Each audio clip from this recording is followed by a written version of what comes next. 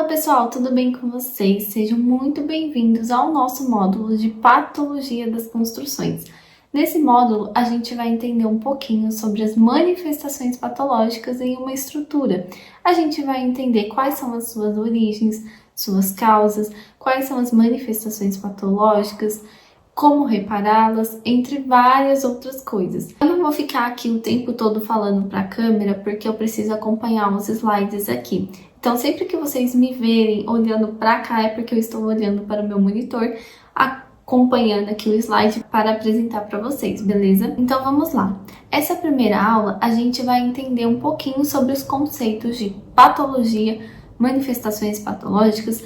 Vamos correlacionar com o corpo humano, entender melhor alguns conceitos para depois a gente ir seguindo nas demais aulas, beleza? Então, inicialmente, vamos primeiro definir o que é patologia das construções.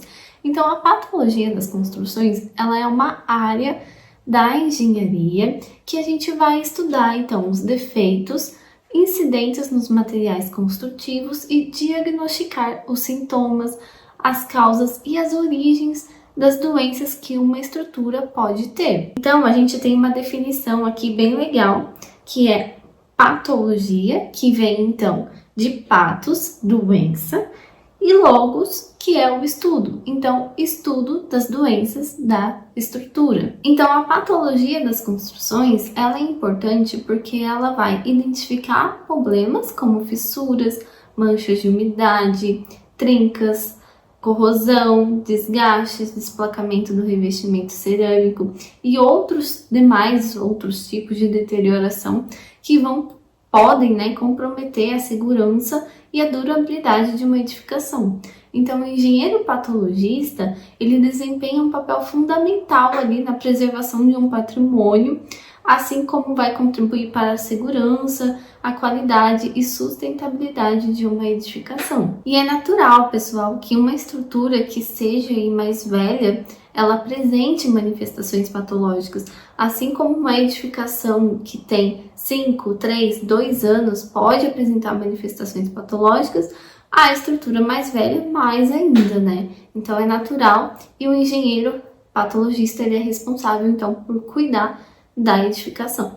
Então, por que estudar a patologia das construções, né? Recentemente a gente viu o caso aí do prédio na Praia Grande, em São Paulo, que teve que ser evacuado. Então, muitas vezes a vistoria ela não foi realizada, as inspeções não foram realizadas, teve algum erro de projeto, e isso ocorre em muitos casos. Teve também o muro de uma casa em Alphaville que desabou devido a fortes chuvas, e a estrutura ela apresenta ali uma manifestação patológica e o profissional ele consegue averiguar isso. Então é super importante a gente ter ali um profissional para isso, para garantir então a segurança, a durabilidade de uma edificação. Então a gente define as doenças e os defeitos como uma manifestação patológica. E a gente pode associar a patologia das construções a uma ciência médica, então a medicina, porque assim como o nosso corpo humano apresenta doenças, a estrutura também apresenta doenças, que são as manifestações patológicas. Então, o engenheiro patologista, ele nada mais é do que um médico das estruturas. E a gente então consegue correlacionar a estrutura ao corpo humano. Então, por exemplo, as estruturas, elas estão relacionadas aos nossos ossos, às alvenarias, aos nossos músculos, o revestimento, a nossa pele, a cobertura, o nosso cabelo, as esquadrias, olho, boca e ouvido, instalações hidráulicas, sistema circulatório e instalação elétrica, o sistema nervoso. Então, a gente consegue fazer essa associação. Então, para reforçar, qual é a diferença entre patologia e manifestação patológica? A manifestação patológica, então, como eu já disse, são as anomalias, as deficiências ou doenças, ou seja, é tudo aquilo que a gente consegue ver, uma fissura, uma mancha, uma corrosão, um desplacamento do revestimento. A anomalia, elas são vícios de construção e defeitos construtivos. A gente vai entrar nisso aí daqui a pouco. Patologia, então, é o estudo dessas manifestações patológicas. Então, muito cuidado, pessoal. A patologia não é a mesma coisa que manifestação patológica. Se você olhar uma fissura e dizer que é uma patologia, está completamente errado. É uma manifestação patológica. Então, agora falando um pouquinho sobre a diferença entre vícios de construção e defeitos construtivos. Os vícios de construção, eles são anomalias que afetam o desempenho de produto ou serviço, enquanto que os defeitos construtivos são anomalias que podem causar danos efetivos ou representar ameaça potencial aos usuários. E quando a gente fala de vícios construtivos, a gente tem alguns tipos de vícios. Então, a gente tem aí o vício aparente. O vício aparente nada mais é do que um vício de fácil constatação, ou seja, ele é perceptível para qualquer pessoa. Então, a gente consegue ver que tem um vidro quebrado, que tem uma fissura na parede, que está ocorrendo um desplacamento do revestimento.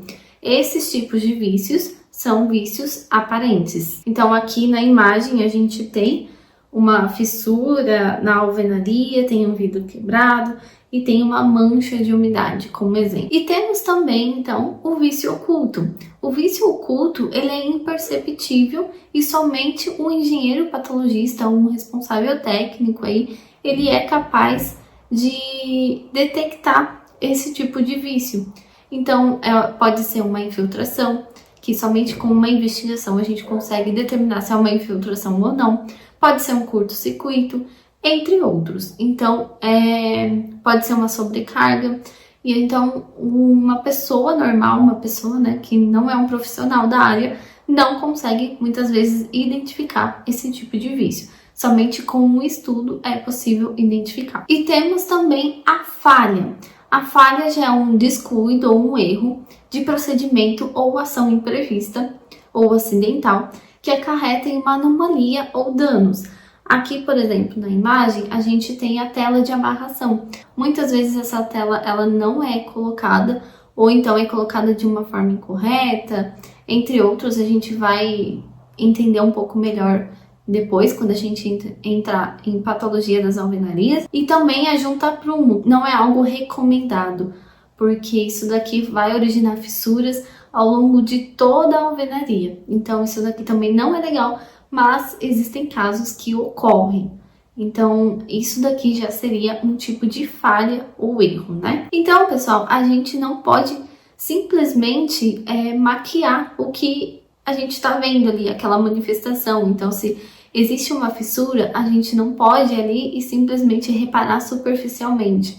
A gente precisa entender quais são as causas, quais são as origens dessa fissura para conseguir reparar essa origem, né? Se for uma infiltração, por exemplo, acabar primeiro com essa infiltração para depois a gente corrigir essa fissura. Essa fissura é apenas o sintoma. E as manifestações patológicas, elas podem ter algumas origens, tais como planejamento. No planejamento, a gente fala, por exemplo, da obra, porque na obra é onde a gente vai ter, então, um cronograma que deve ser respeitado, os materiais utilizados, eles devem estar de acordo com o descrito no projeto, os operadores e as etapas de execução são de grande importância.